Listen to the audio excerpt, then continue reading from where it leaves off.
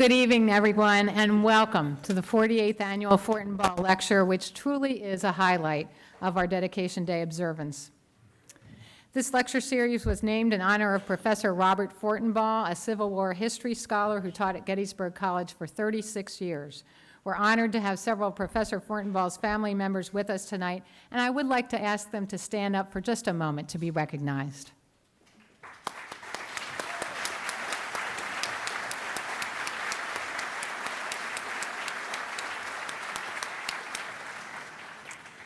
The Fortenbaugh Lecture is well known among Civil War scholars, and for good reason.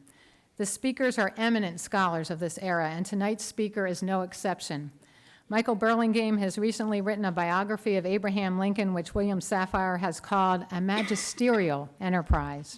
We're certainly looking forward to hearing his fresh perspective about our 16th president.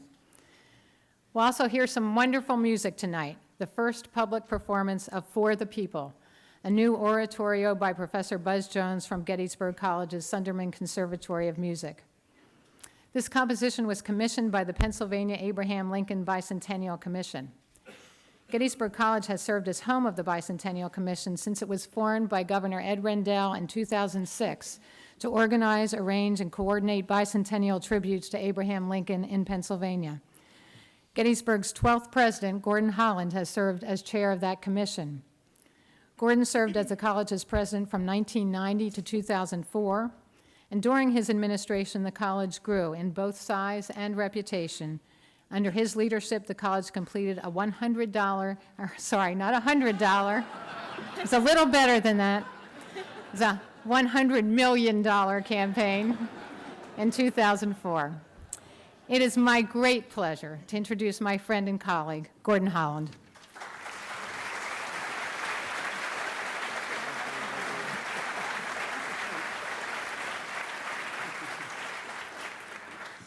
Thank you, President Riggs. It is a pleasure to be with you this evening, and on behalf of the Pennsylvania Abraham Lincoln Bicentennial Commission, to welcome you to this part of the evening, the performance of Buzz Jones' new piece of work. Professor Buzz Jones, was one of the first people I heard when I moved to Gettysburg, because the results of his work with our musicians marched past my house periodically. Buzz, as you can see from your program notes, is a very accomplished man in many areas, and it is his spirit and strength that really characterizes this college. He is a fine administrator, a marvelous performer, a very successful teacher, and an excellent composer, and you will enjoy that this evening. I think in his program notes, and he will explain a bit more about the composition this evening, what particularly interests me is the concept of this work in remembrance of Lincoln and his words as an oratorio. As he explains, it is an historic form of music, one of my personal favorites, and I think it is a marvelous way in which to explain and communicate the wonders of this day, November 19th, in memory and reflection of the Gettysburg Address.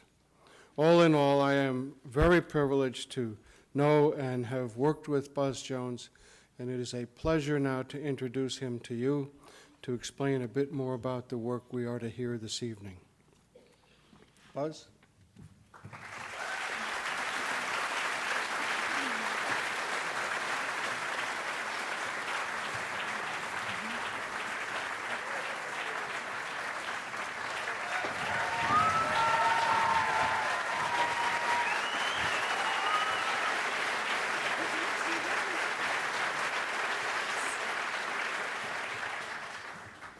Good evening. Welcome to this cultural gem in our beautiful historic town, the Majestic Theater. Thanks again to Gordon for those kind words, to the Abraham Lincoln Bicentennial Commission of Pennsylvania, and to our own Civil War Institute for being so instrumental in helping me put this program together. It's been a great journey, one that's taken some 18 months to put together. I met with Gabor Boritt, probably 3 years ago, but 9 years ago is when I got the book from Gabor. on a birthday. And I read it with great interest, but had a lot of other projects going on, and read it again about 5 years later, and I thought this could become a wonderful libretto for an oratorio. And met with Gabor then and said, would you be interested in having this piece done during the bicentennial year? And he, of course, was very enthusiastic, and the process began. I love the research, new music, and in this case, the music of the 19th century, for me, is new. I ended up in Springfield, Illinois, working at the Presidential Museum and Library there. I had the opportunity to see the contents of Mary Todd Lincoln's music box. So I got inside the Lincoln family a bit with their music and their choices. So during the course of the evening's performance, you'll hear embedded in the oratorio some of the favorites of the Lincoln family. They loved opera. As most of you are aware, the Lincoln presidency probably was one of the most musical ever.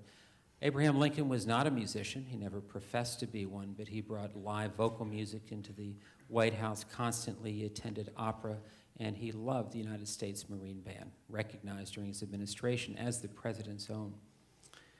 I was at the Library of Congress, listened to lots of brass band recordings there, and ultimately began to put the music together. I think you'll hear in this piece music of Meyerbeer, the Huguenots. You'll hear some other pieces from an opera he loved very much, Martha. Some music of Kentucky Harmony, very early shape note songbook, as well as great dance music of Stephen Foster. And I say dance music because this I discovered late in the process, thinking about how nice it would be to have some 19th century dance. And my wife, Gail, who loves this kind of music, said, you need to call the Victorian Dance Ensemble. And Larry and I talked, and he jumped into this full bore, and we now have a dance piece, a quadrille I wrote, that will entertain us here towards the end, enacting basically one of the presidential balls. An oratorio is made up of lots of different parts, but particularly recitative and aria. Lincoln's early poetry, his letters, and I think they work very well as arias. They're very musical, inherently musical. The recitatives use lots of declaratory speeches that he made, and I think some that are familiar and maybe some that are not so familiar. Those different recitative and aria pieces are on topics such as God, death, melancholy, and on hope, and surrounded by an overture, of course, and a spiritual with our artists from New York City, Roosevelt Credit, singing that, the dance with the Victorian Dance Ensemble, and closing with a hymn by Augustus Muhlenberg, who wrote this hymn on the first Thanksgiving in response to Lincoln's declaration of that Thanksgiving in November of 1863, very soon after he was here giving the Gettysburg Address. I'd like to introduce you to the musicians a bit so you know what you're listening to. How many have listened to a brass band before, been to a brass band concert? A fabulous ensemble. This is the Spires Brass Band of Frederick, Maryland, a great group of musicians directed by John Slezak.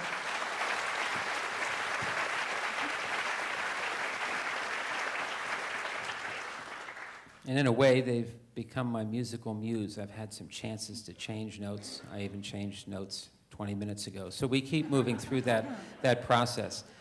We have three wonderful singers tonight. Both Kathleen Sasnett and Jeffrey Fahnestock are faculty members in the Sunderman Conservatory, and our other vocalist, Roosevelt Credit from New York City, will be singing the bass-baritone part. Four of my colleagues from the Sunderman Conservatory in the Woodwind Octet, and four of their students. Ryan Stones will be playing a trumpet solo from the balcony. The Victorian Dance Ensemble, of course, and our special guest, Stephen Lang, distinguished actor from New York. So we hope you enjoy this music for the people, dedicated to the Civil War Institute in celebration of the Lincoln Bicentennial.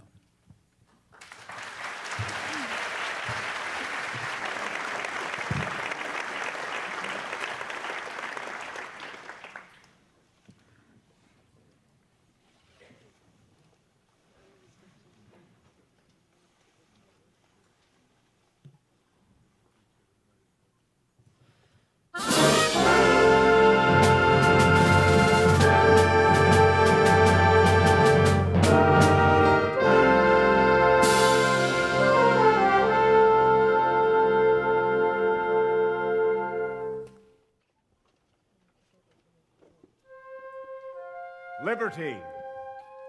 Speech in Baltimore, Maryland, April 18th, 1864. The world has never had a good definition of the word liberty, and the American people just now are much in want of one.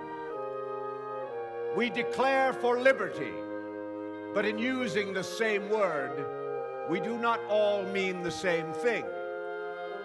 The shepherd drives the wolf from the sheep's throat, for which the sheep thanks the liberator, while the wolf denounces him for the same act as the destroyer of liberty, especially as the sheep was the black one. Plainly, the sheep and the wolf are not agreed upon a definition of the word liberty, and precisely the same difference prevails today among us human creatures.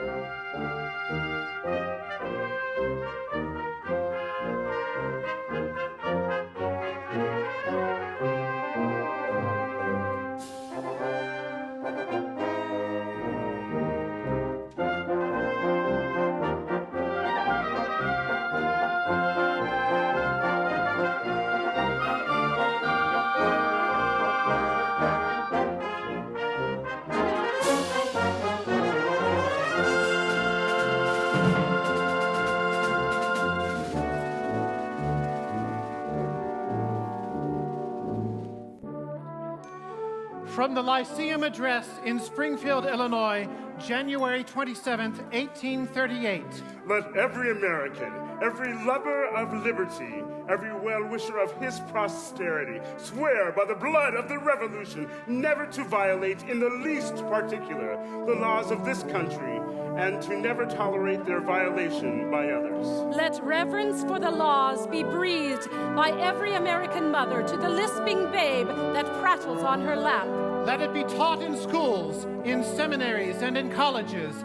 Let it be written in primers, spelling books, and in almanacs. Let it be preached from the pulpit, proclaimed in the legislative halls, and enforced in the courts of justice.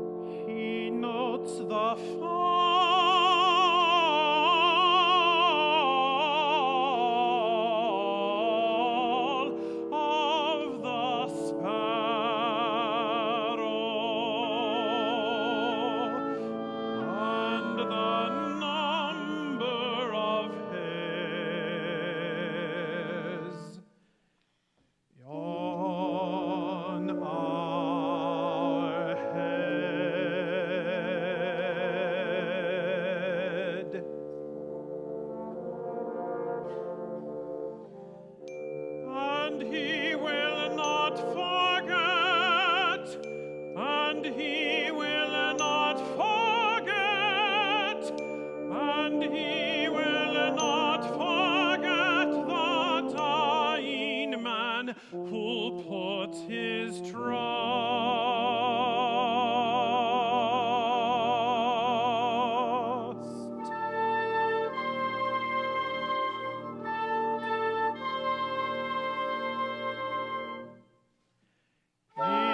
In him.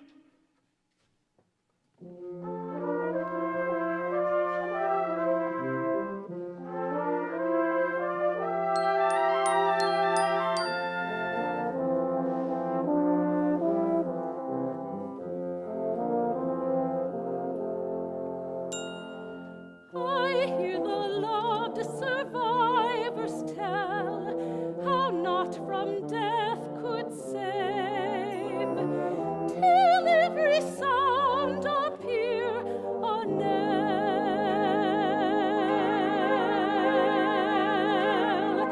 and every spot it's a grave.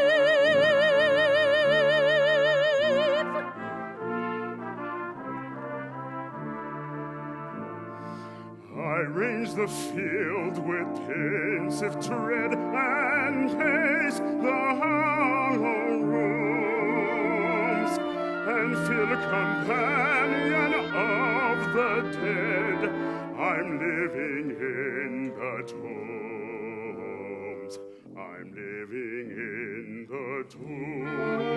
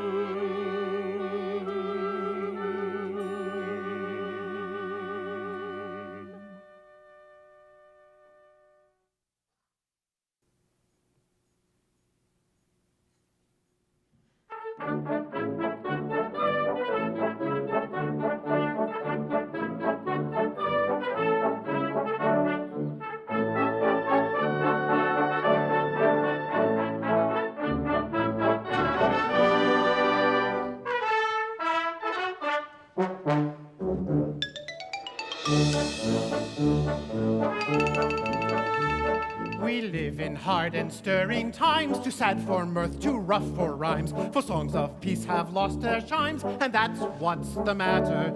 The men we held as brothers true have turned into a rebel crew, so now we have to put them through, and that's what's the matter. That's what's the matter.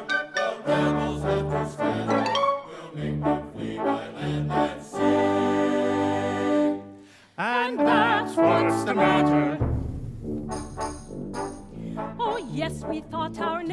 true, indulge them as their mothers do. They stormed our bright red, white, and blue, and that's what's the matter. We'll never give up what we gain, for now we know we must maintain our laws and rights with might and main. And that's what's the matter. That's what's the matter. The rebels have to scatter. We'll make them flee by land and sea. And that's what's the matter.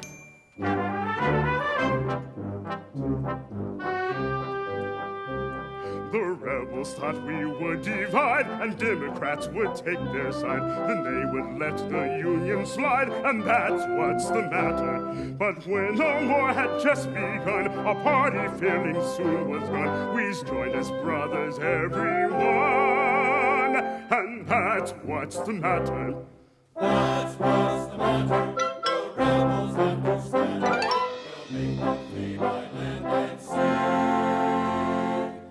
And that's what's the matter.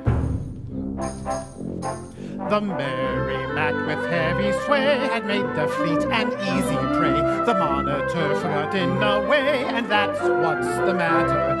So health to Captain Erickson, I cannot tell all he has done. I'd never stop when once begun, and that's what's the matter. That's what's the matter. The rebels have to scatter. We'll make them flee by land and sea. And that's what's the matter.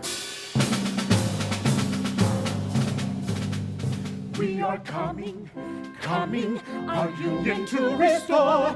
We are coming, Father Abraham, with 300,000 more. We are coming, our union to restore. We are coming, Father Abraham, with 300,000 more.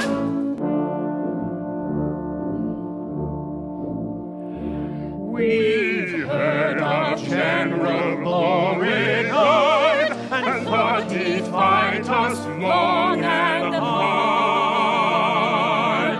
But he has played out his last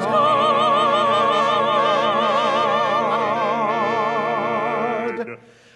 And that's what's the matter. So what's our use to fret and count? We still will hear the people shout. Secession's dodges all played out. And that's what's the matter.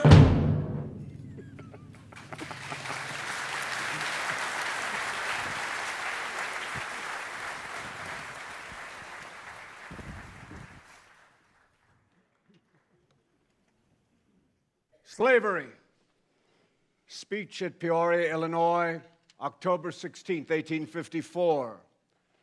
Our Republican robe is soiled and trailed in the dust. Let us repurify it. Let us turn and wash it white in the spirit, if not the blood, of the Revolution. Let North and South, let all Americans, let all lovers of liberty everywhere join in the great and good work.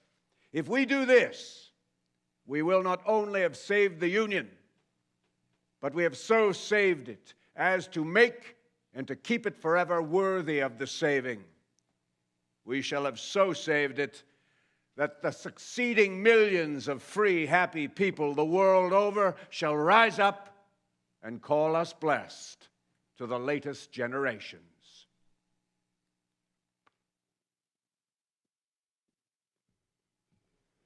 Our robe is soiled and trailed in dust. Let us be purified now. Turn and wash it white, oh Lord. Let us be purified now. Lovers of liberty everywhere. Rise up, rise up.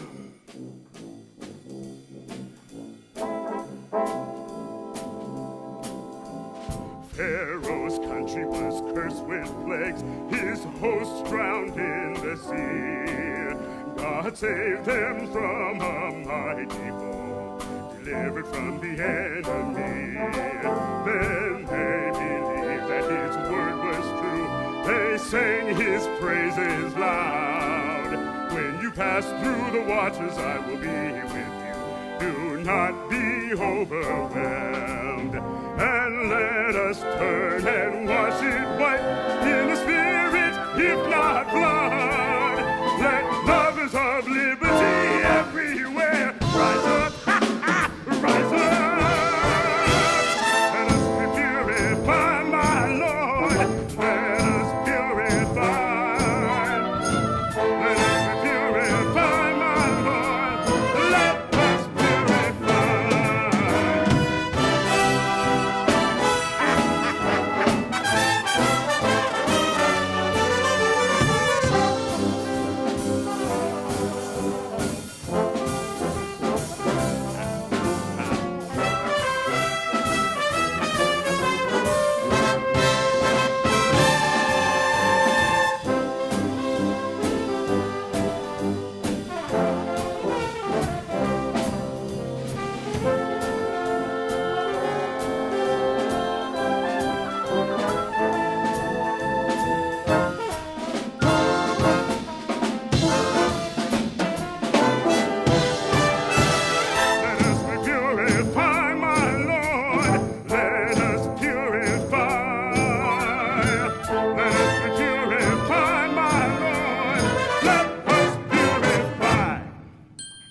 The sea looked down and fled from the shore. The Jordan turned its back.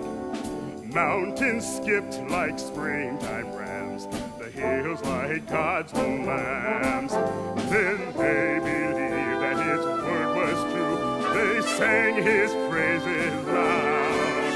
When you pass through the water, I will be with you. Do not be overwhelmed. And let us turn and wash it white in the spirit, if not blood. Let lovers of liberty everywhere rise up, rise up.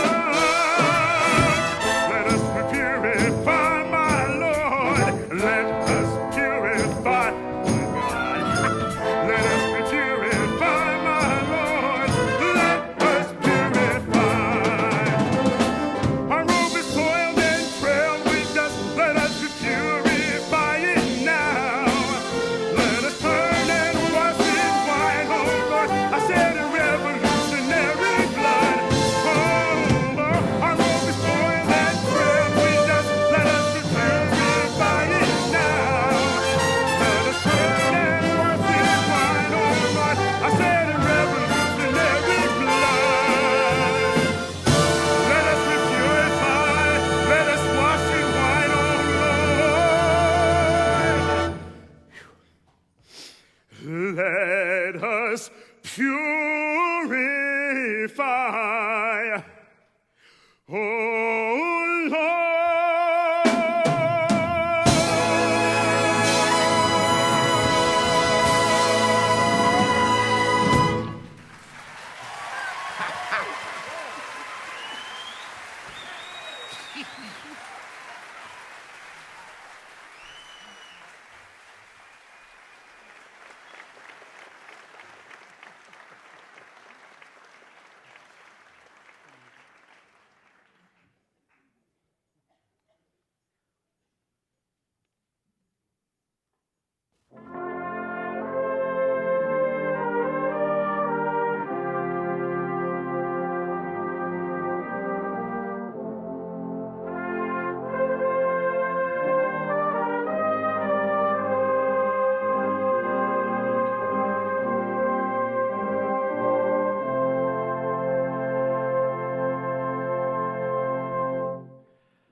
They teach hope to all, despair to none.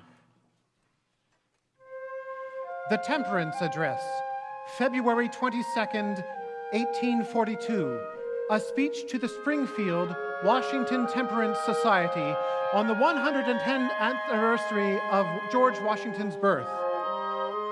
By the Washingtonians, this system of consigning the habitual drunkard to hopeless ruin is repudiated. They adopt a more enlarged philanthropy. They go for future as well as present living, as well as all hereafter to live.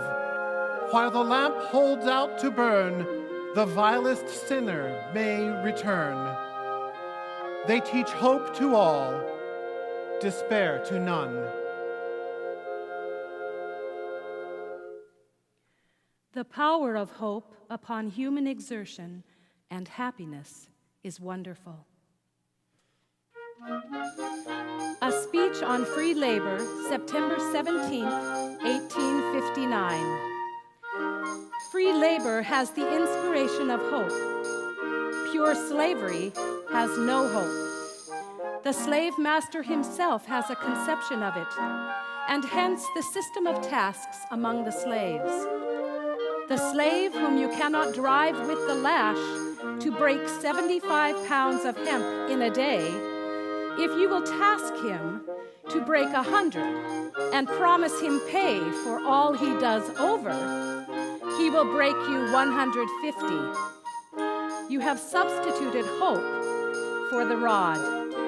And yet perhaps it does not occur to you that to the extent of your gain in the case, you have given up the slave system and adopted the free system of labor. The power of hope upon human exertion and happiness is wonderful.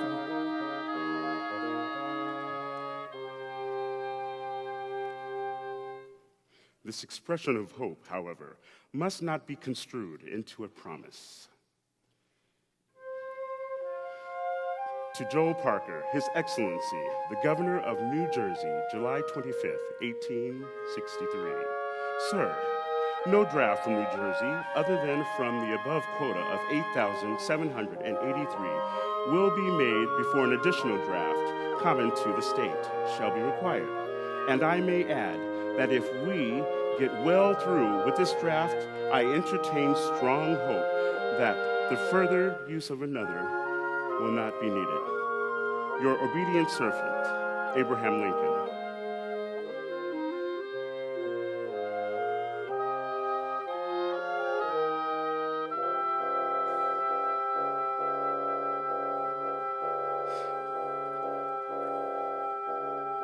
This expression of hope, however, must not be construed into a promise.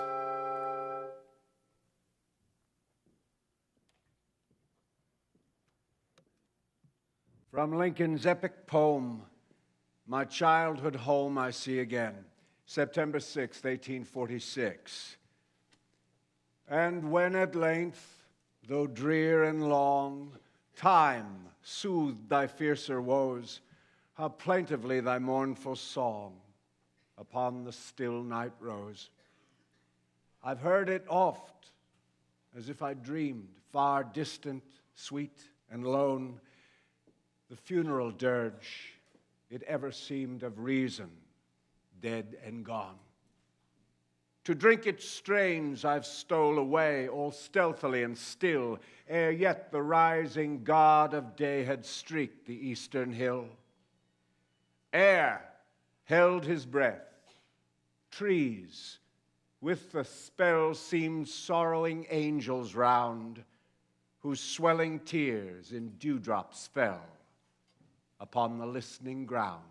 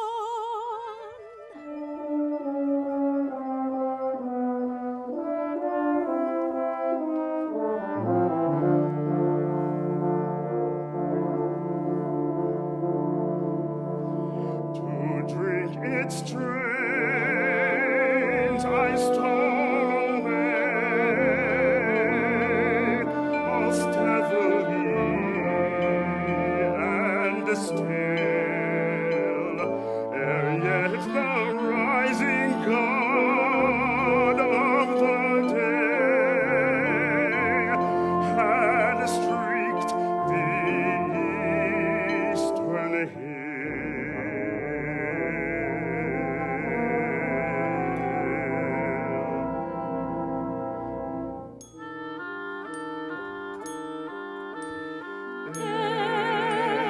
Held his breath, the trees with the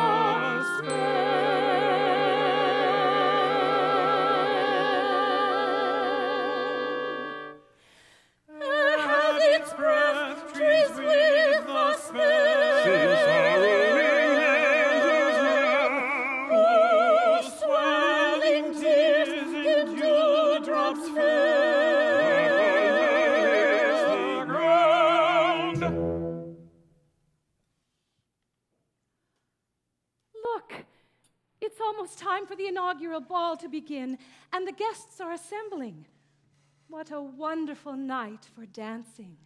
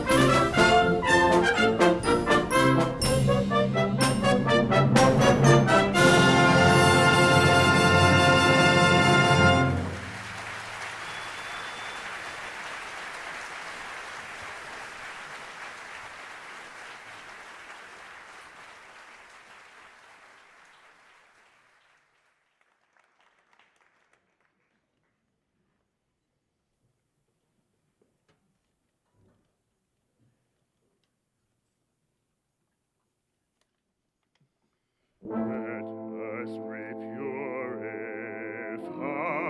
my Lord.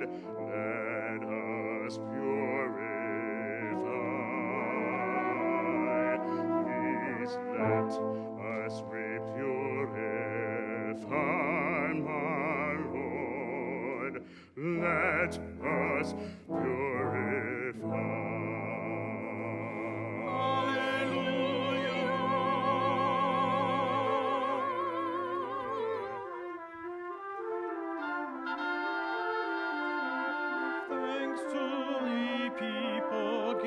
Thanks to the Lord. Alleluias of freedom with joyful accord. Let the east and the west, north